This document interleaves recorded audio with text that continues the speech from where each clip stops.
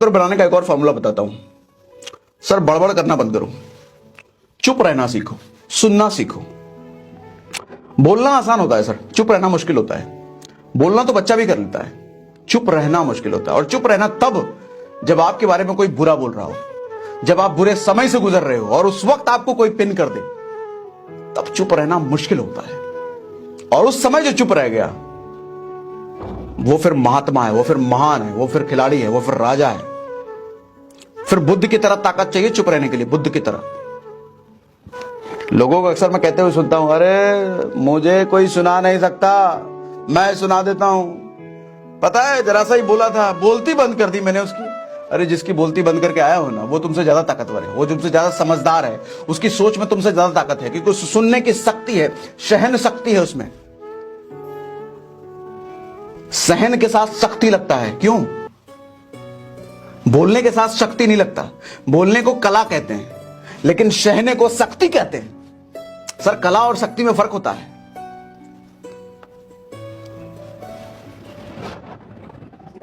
चाणक्य ने कहा था कि कब, कहां और कितना बोलना है, यह समझ जिस आदमी को आ गया, वो आदमी फिर राजा बनने लायक है। वो आदमी फिर कुछ भी हासिल कर सकता है, जिस आदमी को यह समझ में आ गया कि कब, कितना और कहां बोलना है। कहते हैं कुत्ते को घी हजम नहीं होता, इसका मतलब समझ रहे हो? सर कुत्ते को घी हजम नहीं होता, इसका मतलब यह है कि आदमी जब ज्यादा उतावला होता है ना, आदमी में जहन शक्ति नहीं होती ना, उसको उल्टी करने की आदत होती है। उल्टी मतलब कोई कुछ सुनाया एकदम दड़ से उल्टी कर दिए, कोई कुछ बोल दिया तड़ से उल्टी के। हालात जैसे बुरे हुए, अरे भाई साहब इतना मुश्किल मेरे से कैसे होगा, इतना मुश्किल काम दे दिया कैसे होगा, ये उल्टी करना हुआ। कुत्ता भी ऐसे उल्टी करता है जब उसको घी दिया जाता है, आदमी भी ऐसे उल्टी करता है जब उसको अच्छी चीज दी जाती है। अच्छी चीज का मतलब क्या? सहने लायक चीज दी जाती है।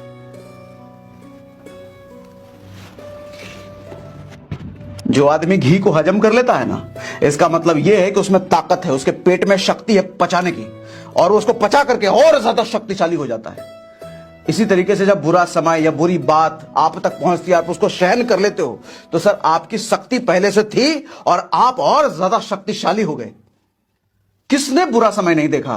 किसने बुरे लोगों को नहीं झेला? किसने बेइज्जती नहीं देखी? चाणक्य की बेइज्जती नहीं हुई। पाखंडी कह के, भूखा ब्राह्मण कह के, झूठा कह करके उसको धनानंद ने बाहर निकाल दिया था। देखो प्रकोप कैसा दिखा उस समय। वो ऐसा नहीं गाली उली देने लग गया, अरे तुम्हारी गाली उली नहीं देने लग गया, वो मारपीट करने नहीं लग गया। चुपचाप कसम खा करके, चुटिया खोल करके निकल दिया भाई साहब। ताकत शक्ति का परिचय दिया, सहन शक्ति आती है ना, उसके बाद लिए बदला लेने की स्ट्रेटेजी होनी चाहिए ना। लेकिन कमजोर आदमी वहीं उल्टी कर देता है, मुझे ऐसे कैसे बोल दिया।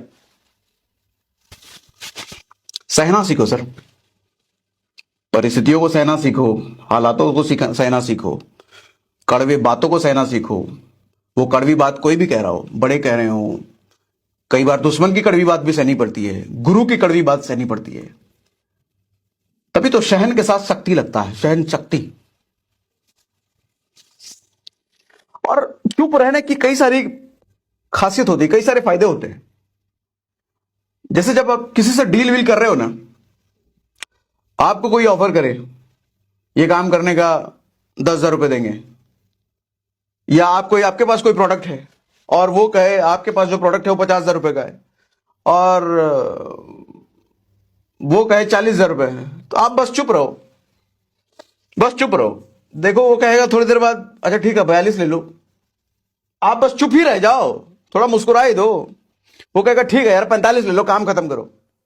थोड़ी देर और चुप रहे ना, हो सकता है कि 48 का वो ऑफर दे दे। लेकिन बड़बोला आदमी वहीं खराब कर लेगा अपना काम। बिना पूछे ओपिनियन मत देना शुरू करो कभी भी, किसी भी ग्रुप में। उस आदमी की कभी भी इज्जत नहीं होती जो बिना पीछे ओपिनियन देता है। और जो बड़बोला आदमी होता है ना, जो बकर बकर बकर बकर बकर करने वाला आदमी होता है, वो अपने सीक्रेट्स खुद ही रिवील कर देता है अपने दुश्मनों के सामने। आप देखते होगे जो आदमी ज्यादा बाचाल होता है, जो ज्यादा बोलने वाला होता है ना, उसके सीक्रेट्स पूरी दुनिया को पता होते हैं। क्योंकि बोलते बोलते कब अपने सीक्रेट्स जो दुनिया को नहीं पता चलने चाहिए थे, वो कब बोल जाता है उसको खुद ही नहीं पता चलता, उसको खुद ही याद नहीं रहता। अच्छा भाई ये भी बोल गया क्या? हाँ भाई मुझसे बोल गए। और वैसे भी जब आप बोल रहे होते ना, आपका ये दिमाग नहीं चल रहा होता है, लेकिन जब आप सुन रहे होते हो तो आपका दिमाग चल रहा होता है, आपका दिमाग एनालिसिस कर रहा होता है। एनालिटिकल पावर बढ़ती है सुनने से, समझने से। और दुनिया में जितने ज्यादा शक्तिशाली लोगों को आप देखोगे ना, जो ऊंचे पद पर हैं, वो बड़बड़ बड़बड़ बड़बड़ बड़बड़ बाचाल नहीं है। वो एनालिसिस करने वाले लोग हैं, वो सोचने समझने वाले लोग हैं, वो मंथन करने वाले लोग हैं, वो कम बोलने वाले लोग होते हैं। चाहे चाणक्य की बात कर लो, चाहे विवेकानंद की बात कर लो, चाहे गांधी की बात कर लो, चाहे भगत सिंह की बात कर लो, चाहे चंद्रशेखर आजाद की बात कर लो, चाहे अब्दुल कलाम आजाद की बात कर लो,